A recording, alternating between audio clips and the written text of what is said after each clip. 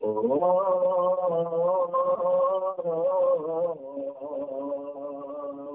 গোপাল গোবিন্দ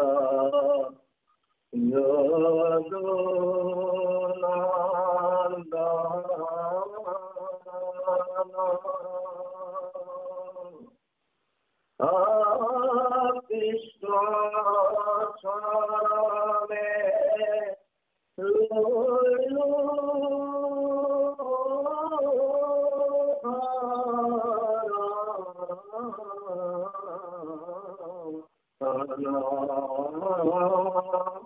গোপাল গোবিন্দ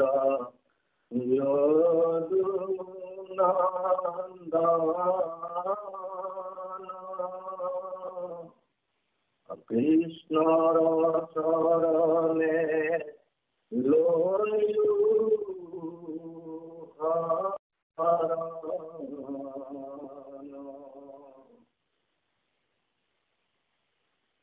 দুনিয়া হাতি ছাইলা পানি মুহন্ত আদিত্য ভুলিলা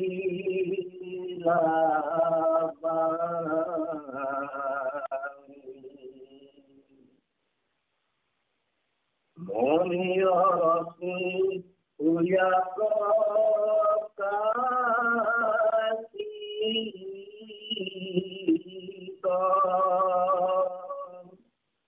গৃহ লাগি আকুল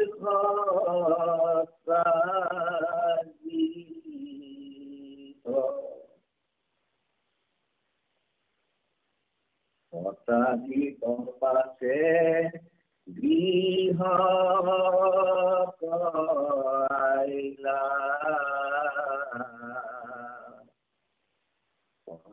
কমান দইল বাইদ বজাইলা দেৱৰ বিহে অফিক নিপাতে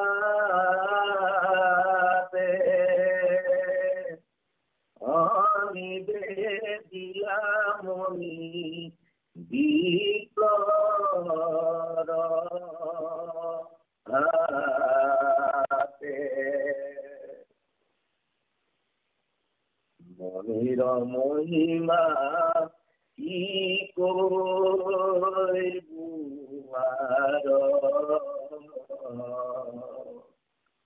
সুৱৰ্ণ মিতে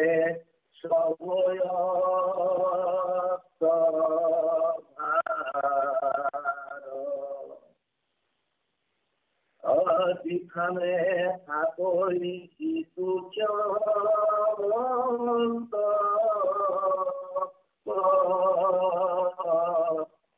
নাহিকে দুৰ্ভিক্ষ মাৰি মৰ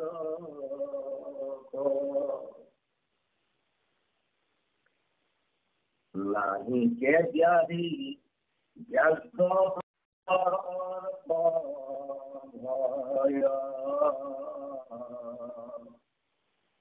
একো উপসৰ্গ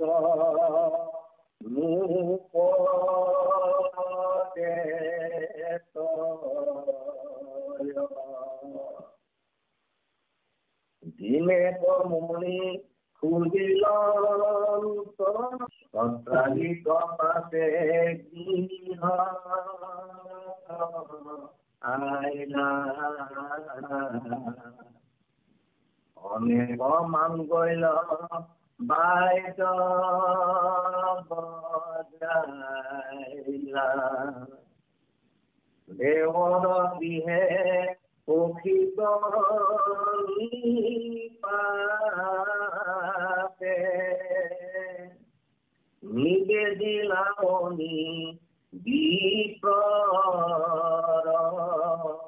হাতে মনিৰ মহিমা কি কৈবুৱাৰ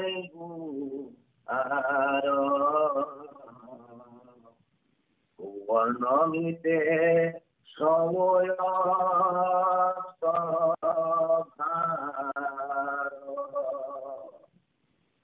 যেখানে ঠাকুর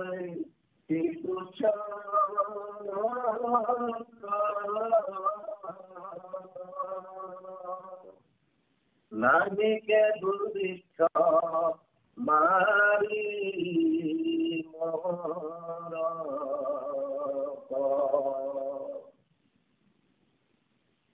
নাহিকে ব্যাধি ব্যাঘ্র ভয় এ উপকর্দ রূপে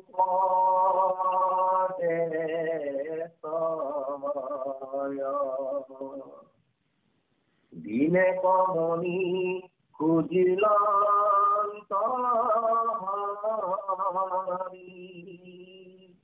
মিথিলা ফসা দিতে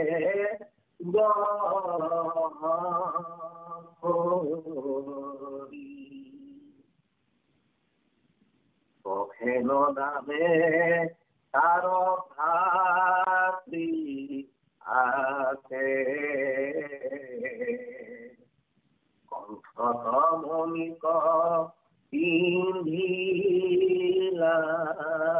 আছে ঘোরাত সরি মহারঙ্গ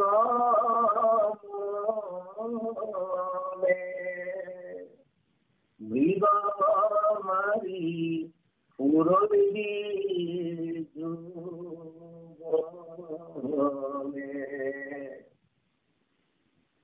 দেখি ঘুরে তাপ নখে বিদারি গোড়ায়ে কহিতে এহেলাইলা মারি অকণ্ঠর মনিক সিন্দিয়ালো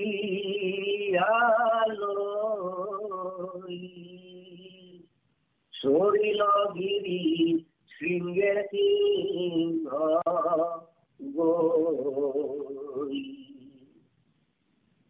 দেখি জাম্বন্ত বীর বীরিন্দ বলন্ত মনিক মারিয়া সিংহ শ্যামন্ত মনিক গর্ত করিলা লাগে লাগি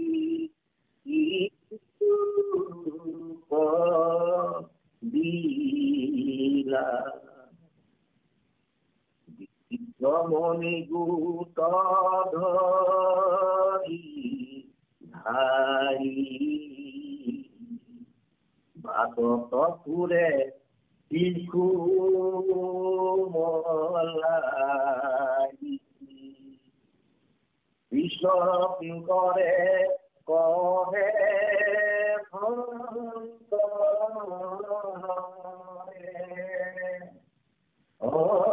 বুলা হরি হরি সমস্ত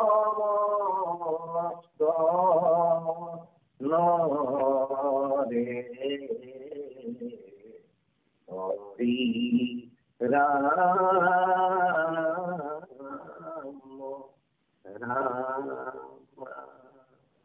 কৃষ্ণ কৃষ্ণ মাধৱ মাধৱ মাধৱ আমাৰ জন্ম সেৱাৰ থলী নমামিত সন্ধানী সত্ৰত সমবেত হোৱা আজি মহাপুৰুষ কৃপালু গুৰুজনৰ আমালৈ আগবঢ়াই থৈ যোৱা অৱদান কীৰ্তন পুথিৰ শ্যামন্ত হৰণ এই অধ্যায় দ্বিতীয় অধ্যায়টি খুব সুন্দৰকৈ পাঠ কৰা আমাৰ উমাশংকৰ শইকীয়া বা আমাৰ সমল ব্যক্তি ডেকা বাপু আজি আছে নিশ্চয়। আৰু আমাৰ সুপৰিচালক হাতীমী মুখ্য কৰি সমস্ত বাৰ পাইছো আমাৰ ভক্তি আমি নিবেদিছো। আজি আমাৰ উমা শংকৰ শইকীয়াৰ খুব সুন্দৰকৈ কীৰ্তনৰ প্ৰকৃতিত এই অধ্যায়টি পাঠ কৰিলে। আমি সকলোৱে শ্ৰৱণানন্দ লাভ কৰিলো। গোপাল গোবিন্দ যদু নন্দন কৃষ্ণৰ চৰণে লৈলো শৰণ। আমাৰ শৰণটো সদায় ভগৱন্ত কৃষ্ণৰ চৰণতে শৰণ। আমাৰ শৰণ কৃষ্ণত হয়, ৰামত হয় আৰু ভকতত হয়। গুৰুদেৱ নাম ভকততকে আমি আশ্ৰয় কৰিব লাগে। আৰু সেই আশ্ৰয় কৰি আমি যি ভকতি কৰো, সেই ভকতিয়ে আমাৰ নৱনিধি প্ৰভু ভগৱন্ত কৃষ্ণ ভকতৰ নৱনিধি।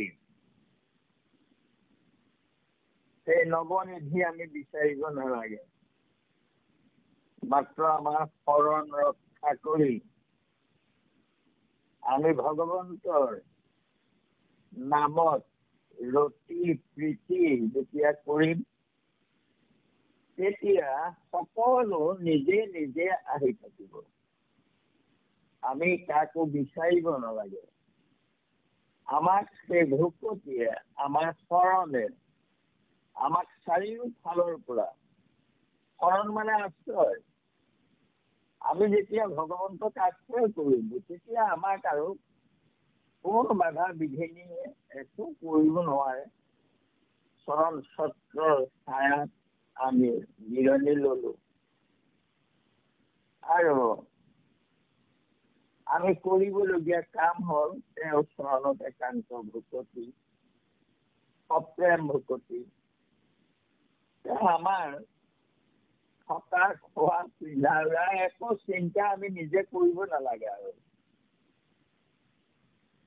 শ্ৰীকৃষ্ণৰ প্ৰিয় কাম আস্তিক পালন। আস্তিক মানে তেওঁক শৰণ লোৱা সকলক ভগৱন্তই কৃপা কৰি ভাল পায়, তেওঁ প্ৰিয়। গতিকে কালি আমি পাইছিলো যে শ্যামন্ত মণিটো সত্ৰাজিতে লৈ আহিলে। পক্ষী সূৰ্যই তেওঁক দিব নালাগে, কিন্তু তথাপিতো সখীৰ মৰমত তেওঁ নিজৰ এটা অংশকে দি দিলে। সেই শ্যামন্ত মণিটো সূৰ্যৰ অংশ নিজৰ। মই উৎপত্তিৰ কথা কৈ গৈছো। গতিকে আৰু সেই মণি পিন্ধি আহিছে, উজ্জ্বল হৈ আহিছে, সূৰ্য নামি অহা যেন লাগিছে। দ্বাৰকালৈ আহিছে, সত্ৰাজিতৰ ঘৰ দ্বাৰকাত।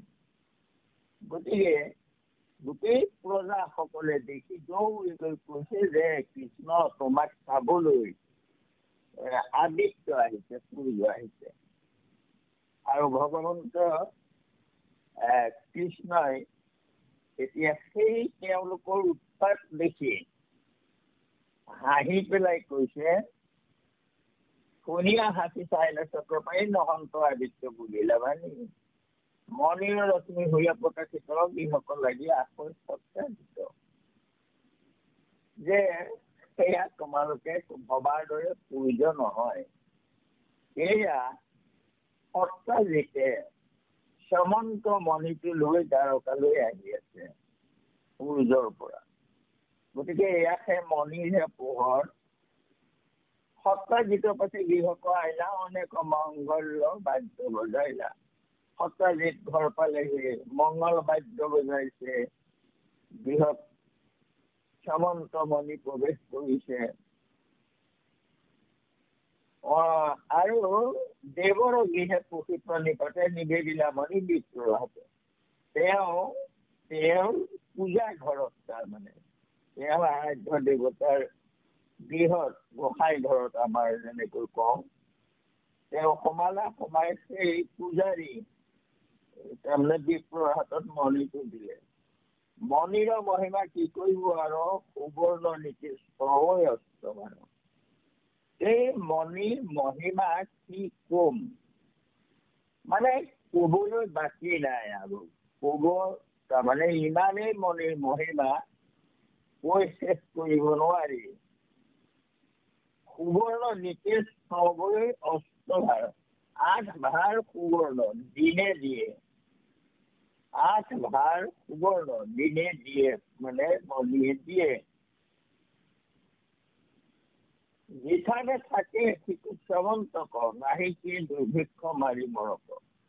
সেই মণিটো য'ত থাকে তাত কোনো দুৰ্ভিক্ষ নাই, তাত কোনো মাৰি মৰক নাই, নাহিকে ব্যাধি ব্যাঘ্ৰ সৰ্প হয়, একো উপসৰ্গ নোপোজে তই।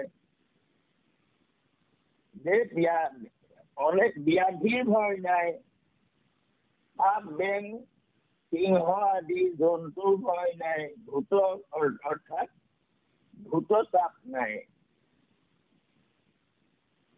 একো উপসৰ্গ নোপোজে তই। যেনেকৈ কিবা এটা বেমাৰ হলে তাত নানা উপসৰ্গ হয়, গাৰ বিষ হয়, আপোনাৰ কফ হয় ইত্যাদি, এইবোৰ উপসৰ্গ বুলি কয় বেমাৰটোৰ লগত। গতিকে একো উপসৰ্গ পাব নোৱাৰে। দিনেক মণি খুজিলন্ত হৰি, নেদিলা সত্ৰাজিতে গহ কৰি। এদিন প্ৰভু ভগৱন্তই সেই শ্ৰৱন্ত মণিটো বিচাৰিলে, কিন্তু সত্ৰাজিতে গহ কৰি, আক্ৰোশ কৰি সেই মণিটো গোসাঁই কিনি দিলে। হয়তো মণিটো গোসাঁইক যদি আনন্দ মনে দিলেহেঁতেন, তেতিয়া ভগৱন্তই তাৰ মহিমাৰ কথা বুজাই হয়তো কোনো সত্ৰাজিতকে দি দিলে হয়, কিন্তু সত্ৰাজিতে সেইটো নকৰিলে, তাৰমানে লোভ কৰিলে নিজেহে। প্ৰসেন নামে তাৰ ভাতৃ আছে, কণ্ঠত মণিক পিন্ধিয়া পাছে, ঘোঁৰাত চৰি মহাৰংগ মনে মৃগ কুমাৰী পুৰে বিজু বনে। এতিয়া কথাটো চাওক, যি মণি থাকিলে নিতৌ অষ্টভাৰ সুবৰ্ণ দিয়ে, ব্যাধি ব্যাঘ্ৰ সৰ্প ভয় একো নাথাকে, আৰু সেই মণিটো পিন্ধি লৈ জীৱ হিংসা কৰিবৰ কাৰণে, মৃগ মাৰিবৰ কাৰণে সেই মণি লৈ গল। গতিকে মণিৰ মহিমা তাত প্ৰকাশিত নহল, ধ্বংসহে হল সি। গতিকে মণিটোৰ মহিমা সঁচাকৈ আছিলে নে? যদি আছিলে, তেতিয়াহলে সেই মণিৰ মহিমাই তাক কিয় ৰাখিব নোৱাৰিলে?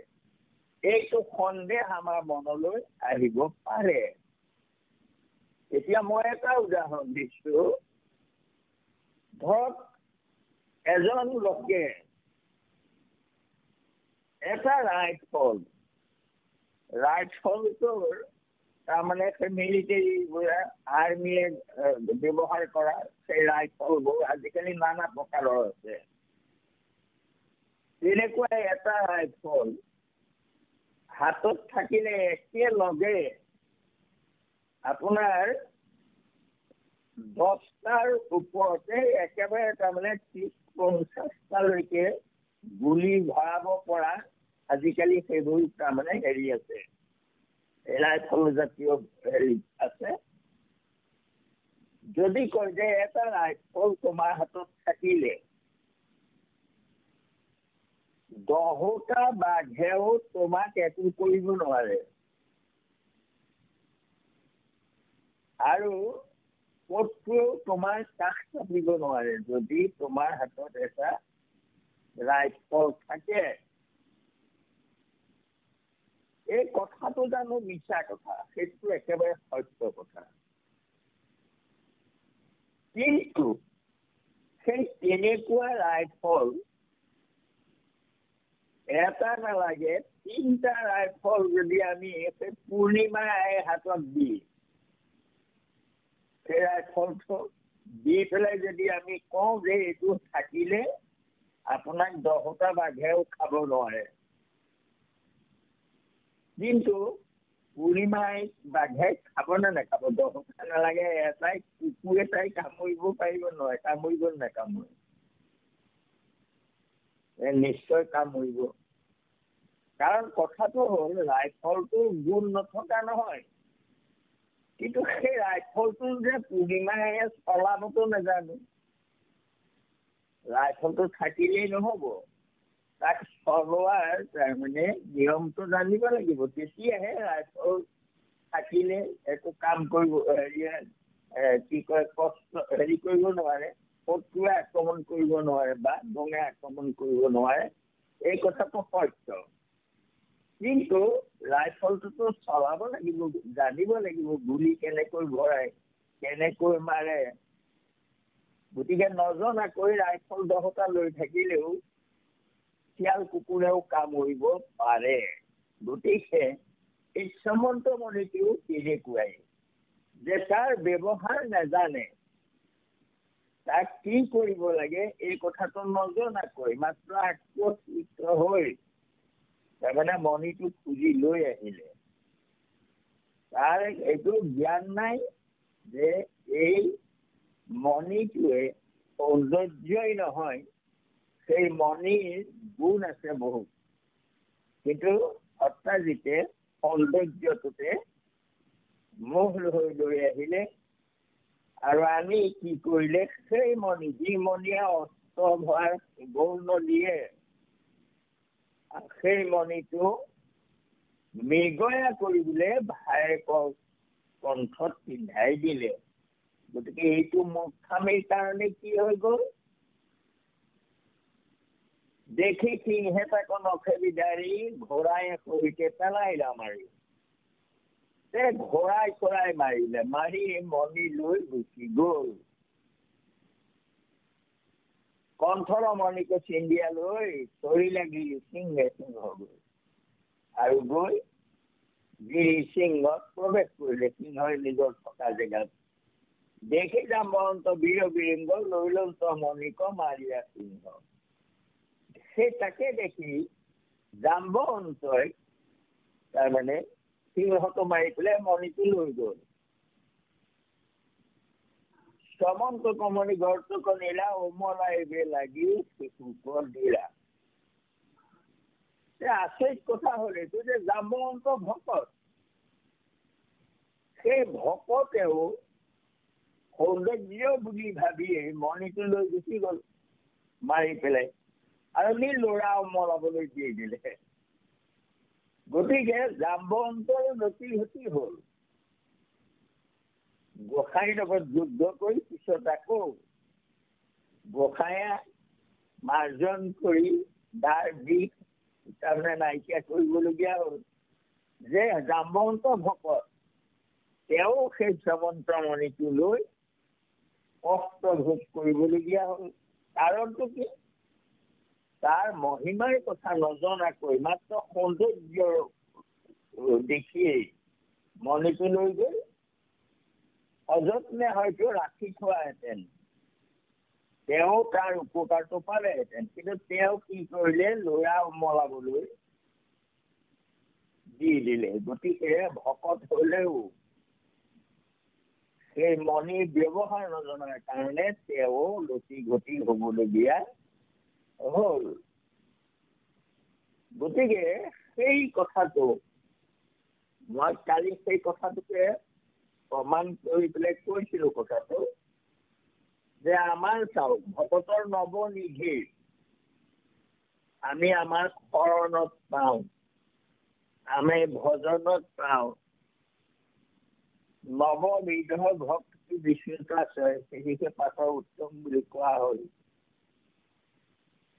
গতিকে আমি সেই নৱবিধ ভকতিৰে যদি ভগৱন্তক ভজনা কৰিব পাৰো বা কৰো, তাত ৰস পাওঁ, আনন্দ পাওঁ, তেতিয়াহ'লে আমাৰো সকলো প্ৰকাৰৰ সুখ সন্তোষ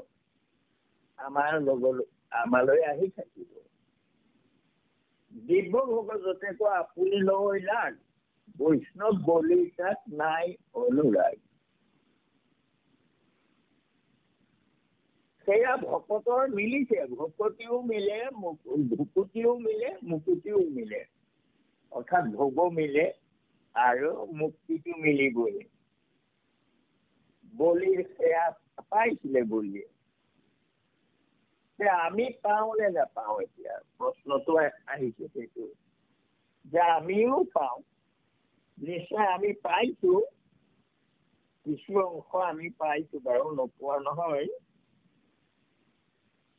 কিন্তু কিছুমান আমাৰ হেৰি কয় যে সেইজন শৰণ লোৱা মানুহ, সেয়াও ইমান দুখ কেলে হৈছে, কষ্ট কেলে হৈছে, এনেকৈ আমি কেতিয়াবা প্ৰশ্ন কৰোঁ। সঁচা অৰ্থত যদি সেই শৰণ গ্ৰহণ কৰাৰ পিছত তাক শুদ্ধভাৱে ৰক্ষা নকৰোঁ, নকৰিলে ধৰ্ম ঈশ্বৰ ৰক্ষতি ৰক্ষিত হতো হন্তি, ধৰ্ম ধৰি যি ধৰ্ম ৰক্ষা কৰে, ধৰ্ম ঈশ্বৰ ৰক্ষতি ৰক্ষিত, যিজনে ধৰ্ম ৰক্ষা কৰে তেওঁ ধৰ্ম ৰক্ষা কৰে। কিন্তু হতো হন্তি, যি ধৰ্ম গ্ৰহণ কৰি তাক পালন নকৰে তেওঁ কৰ্তাই ধৰ্মই হত্যা কৰে। এইটো ধৰ্মৰ সংজ্ঞা। গতিকে এই কথাবোৰ আমি সদায় মনত ৰাখিব লাগে। তাৰপিছত কালি আমাৰ উমাশংকৰ বাপে প্ৰশ্ন এটা কৰিলে যে বিশ্বৰূপৰ কথাটো তেখেতে ক'লে যে আমি নাজানো, বোধ হয় আমাৰ বাপ আই সকলে নাজানিবও পাৰে কাহিনীটো। তাৰমানে এবাৰ ইন্দ্ৰই অপ্সৰাবোৰৰ নাচ গান আৰু তাৰমানে হেৰি কৰি ভোগ কৰি মানে স্বৰ্গত এখন হেৰি আনন্দ মেলা পাতি আছিলে। দেৱতাৰ গুৰু বৃহস্পতি তালৈ গ'ল। তাৰমানে গৈছিলে ইন্দ্ৰ সভালৈ গৈ দেখিলে যে অপ্সৰাৰ লগত মজদুৰ ইন্দ্ৰই তাৰমানে নানা অংগে ভংগে আহিছে আছে, গুৰুক তাৰমানে সন্মানো নকৰিলে। গুৰু গৈ প্ৰৱেশ কৰোঁতে তেওঁ সেইবোৰ বন্ধ কৰি গুৰুক সেৱা কৰিব লাগিছিলে। গতিকে বৃহস্পতি তাতে বৰ দুখ পালে যে ইন্দ্ৰ ইমান মত্ত হৈ গ'ল, মোকো তাৰমানে হেৰি নকৰে। গতিকে খঙত বৃহস্পতিয়ে স্বৰ্গলৈ গুচি গ'ল। আৰু যোৱাৰ পিছত দেৱতা নানা বিলয় হ'বলৈ ধৰিলে। গুৰু এৰি থৈ গ'ল। উপায় নাই, কি কৰিব? ইতিমধ্যে বৃহস্পতিও ঘূৰি আহিব লাগে আৰু অন্য হাতে স্বৰ্গৰো অপায় অমংগলৰ পৰা ৰক্ষা পাব লাগে। তেতিয়া এজন বৃহস্পতি আহে মানে ঘূৰি, যে এজন স্বৰ্গ পূজা পাতল কৰি ৰক্ষা কৰিব পৰা এজন পুৰোহিতক বিচাৰি তেওঁলোকে হাবাথুৰি খালে আৰু ত্বষ্টা মুনিৰ ওচৰলৈ গ'ল। ত্বষ্টাই ক'লে ত্বষ্টাৰ পুতেক তাৰমানে বিশ্বৰূপ। বিশ্বৰূপে নাৰায়ণ কবচ তেওঁ জানে আৰু সেই নাৰায়ণ কবচো জানে আৰু তেওঁ তাৰমানে নানা তাৰমানে পূজা পাতল কৰিব জানে। গতিকে সেই যজ্ঞ এটা কৰা বোলে বিশ্বৰূপক ইন্দ্ৰই লৈ আহিলে আৰু আনি ইন্দ্ৰই ইয়াত তাৰমানে যজ্ঞ কৰালে, বিষ্ণু যজ্ঞ কৰাইছিলে। ইতিমধ্যে বিশ্বৰূপৰ বুঢ়ীমাক তাৰমানে বিশ্বৰূপৰ ককাকৰ তাৰমানে পৰিবাৰ আছিলে অসুৰ কুলত জন্ম। মাতামহ তাৰমানে বিশ্বৰূপৰ মাতামহ অসুৰৰ ছোৱালী আছিলে। সেইটোতে সেই অসুৰৰ মাতামহে তাৰমানে হেৰি কৰিলে যে তুমি এই দেৱতাবোৰৰ পূজাৰ লগতে দেৱতাই অকলেই তাৰমানে অমৃত খাই থাকে, অসুৰবোৰক বঞ্চিত কৰিছে। গতিকে তুমি এই যজ্ঞটোত যেতিয়া আমাৰো তেজ আছে তোমাৰ গাত, তুমি এথলা ঘিউ তাৰমানে আমাৰ নামত দিবা। অৰ্থাৎ বিষ্ণু যজ্ঞত, দেৱতাৰ যজ্ঞত অসুৰৰ কাৰণে আহুতি দিবলৈ অনুৰোধ কৰিলে। আৰু ইতিমধ্যে ইন্দ্ৰই পূজা কৰি আছে, ইন্দ্ৰই পূজা কৰি আছে, এওঁ মন্ত্ৰ গোৱাই আছে। মাত্ৰ তাৰমানে মাজতে তেওঁ ফটকৈ বুঢ়ী মাকৰ কথা মনত পৰি ঘপকৈ কৈ দিলে মাতামহ ইহাগস্ত, যে মোৰ মাতামহে ইহাগস্ত বুলি ক'লে, কৈ আহুতি দি দিলে। দিয়াতে ইন্দ্ৰই খং উঠি বিশ্বৰূপৰ মূৰটো কাটি পেলালে আৰু কাটি পেলোৱাৰ পিছত ত্বষ্টা ঋষিৰ পিতেক আছিলে, ত্বষ্টা একদম আৰু নিজৰ পুতেকক পূজা কৰিবলৈ ইন্দ্ৰৰ মংগলৰ কাৰণে পঠাইছিলে আৰু ইন্দ্ৰই মূৰ কাটিলে। গতিকে মই সেই ইন্দ্ৰকো মই মাৰিম বুলি ত্বষ্টা মুনিয়ে তাৰমানে যজ্ঞ কৰি নিজৰ তেজ দি পেলাই, বুকুৰ তেজ তাত আহুতি দি তাতেই তাৰমানে সেই বিকাসুৰৰ জন্ম কৰিলে। আৰু সেই বিকাসুৰক ক'লে যে মোৰ পুত্ৰক এনেকৈ মাৰিলে, গতিকে তুমি গৈ ইন্দ্ৰক মাৰি দিব লাগে। আৰু সেই বিকাসুৰক বক্ষ ৰক্ত দি পেলাই আহুতি দি পেলাই কৰিছিলে তাৰ বিকাসুৰক।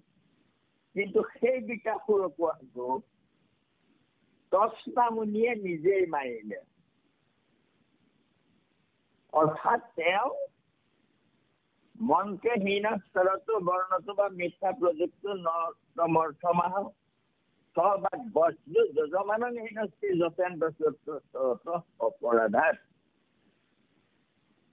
কৰ্মকাণ্ডীয় মন্ত্ৰ উচ্চাৰণত এনেকুৱা বিজুতি ঘটে। স্বৰ জ্ঞান লাগিব। যদি স্বৰ কেনেবাকৈ ভুল হয় তেতিয়াহ'লে মন্ত্ৰৰ অৰ্থ ওলটা হৈ যায়। যেনেকৈ মন্ত্ৰহীন আমাৰ ভাগৱত ষষ্ঠ স্কন্ধৰ বিকাশোবধত প্ৰথম অধ্যায়তে এই পদ এভাগ লিখা আছে। মন্ত্ৰ চৰবলহীন হ'লে যদি অৰ্থ লবে প্ৰমাদত ব্ৰাহ্মণৰ বাক্য বজ্ৰৰ উপধৰি যজমান কৰে হত। তাৰমানে মন্ত্ৰহীন যদি হয়, স্বৰহীন হয়, বলহীন হয়, তেতিয়া সেই যজ্ঞ কৰিবলৈ দিয়া মন্ত্ৰই বজ্ৰৰূপ ধৰি যাৰ কাৰণে যজ্ঞ কৰিছে তেওঁকহে মাৰে ওলটাই। গতিকে ত্বষ্টা মুনিয়ে অৰ্থ লোভে প্ৰমাদত তাৰমানে নষ্ট হয় স্বৰ জ্ঞান। এতিয়া তস্তাই যেতিয়া নিজৰ পুত্ৰৰ তাৰমানে জয় কৰিবৰ কাৰণেহে তেওঁ যজ্ঞ কৰিছে, গতিকে তাত তেওঁ হেৰি হোৱা নাই, অৰ্থ লভ নাই তাত। মাত্ৰ অসুবিধাটো হ'ল যে যুদ্ধ চলি আছে আৰু এওঁ মন্ত্ৰ দি আছে, তাত হঠাৎ ইন্দ্ৰশত্ৰু শব্দটো উচ্চাৰণ কৰা ভুল হৈ গ'ল তেওঁ। ইন্দ্ৰশত্ৰু বিবৰ্ধস্য মন্ত্ৰটো আছিলে। তাৰপৰা সেই ইন্দ্ৰ শত্ৰু বুলি ক'লে আকৌ দুটা বুজায়। ইন্দ্ৰ শত্ৰু বুলি কওঁতে ইন্দ্ৰৰূপী যিজন শত্ৰু তেওঁ তাৰমানে মৃত্যু হওক, সেইটো বহুবিধ সমাস হয়। আকৌ ইন্দ্ৰৰ কোনোবা শত্ৰু থাকিলে সেইটোকো ইন্দ্ৰ শত্ৰুৱেই কয়।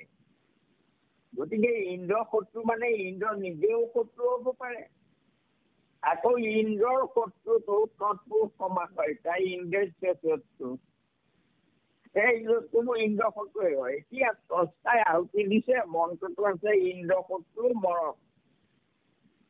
এতিয়া সেই ইন্দ্ৰ শত্ৰু মানে ইন্দ্ৰৰ শত্ৰু মৰিবনে নাই, তাৰমানে ইন্দ্ৰক নিজে মাৰিব, বহুবিধ সমাসত মন্ত্ৰ। তেতিয়া সেই ইন্দ্ৰ শত্ৰু শব্দটো উচ্চাৰণ কৰোঁতেই তাতেই তাৰমানে অৰ্থটো সোমাই থাকিব। অৰ্থাৎ আদিত অনুদাত্ত স্বৰদি শেষলৈ যদি তাৰমানে হেৰি আদিত উদাত্ত শেষলৈ চৰিৎস্বৰ দিলে, আদিত অনুদাত্ত শেষলৈ চৰিৎস্বৰ, আদিত চৰিত, আদিত অনুদাত্ত আৰু শেষলৈ উদাত্ত স্বৰ যদি হয়, তাৰমানে শব্দটো উচ্চাৰণ কৰোঁতে আদিতে উচ্চাৰণটো তেনেই ভিতৰতে হ'ব লাগিব আৰু শেষলৈ উদাত্ত স্বৰ হ'বগৈ। এতিয়া তাৰ অৰ্থ হ'ব বহুবিধ সমাস হ'ব ইন্দ্ৰ মৰক। কিন্তু যদি কেনেবাকৈ আদিলে উদাত্ত স্বৰ আহি গ'ল, শেষলৈ চৰিৎস্বৰ গ'লগৈ, তেতিয়া তাৰ অৰ্থ হ'ব ইন্দ্ৰৰ শত্ৰু যদি কোনোবা আছে সেইটো মৰক। অস্তিত তৎপুৰুষ সমাস বুলি কয় সেইটো। পিছে তস্তামণিত প্ৰথমতে ঠিকেই আছিলে, কিন্তু অৰ্থলোভত বছৰ জ্ঞানহীন হয়, তেওঁ অৰ্থলোভ নাই। কিন্তু কি আছে প্ৰমাণ, অৰ্থাৎ ইমান যজ্ঞ কৰি আছে কিন্তু ইন্দ্ৰকো হটাব পৰা নাই, ইন্দ্ৰকো অমৰ ইফালে। গতিকে সোনকালে মাৰিব লাগে।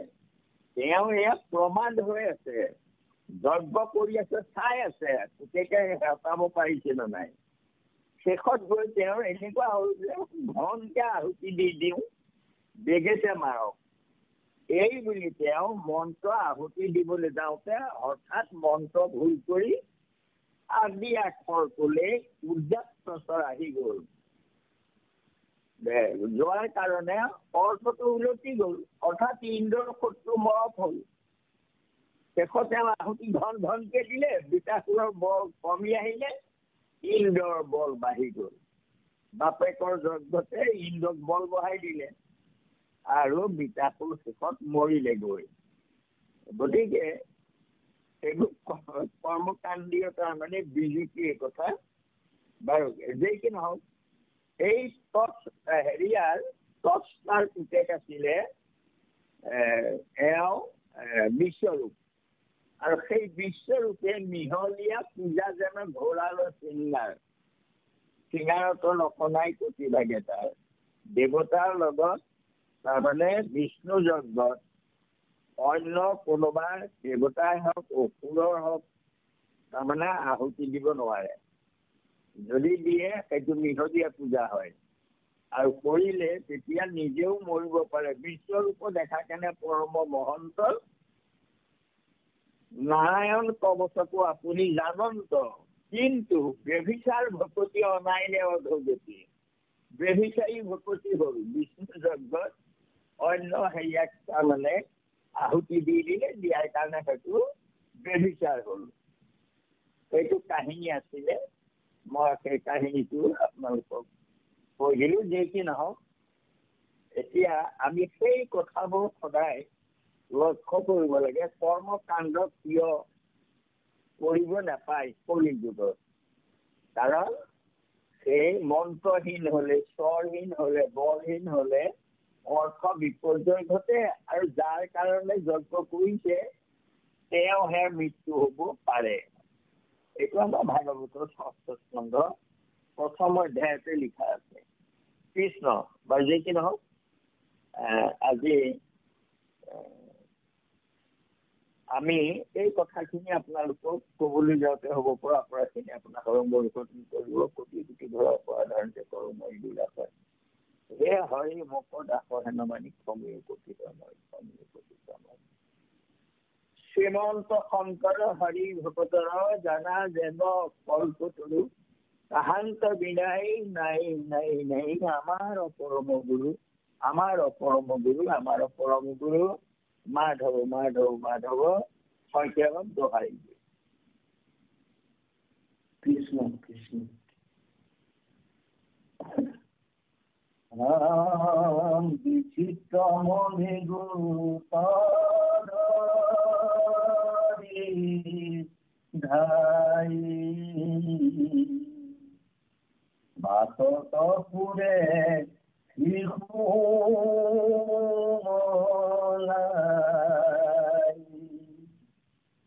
কৃষ্ণ কিঙ্করে কহে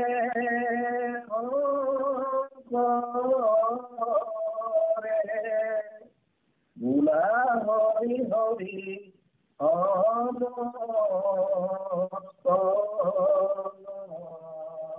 রে হরি রাম রাম জয় রাম জয় নারায়ণ জয়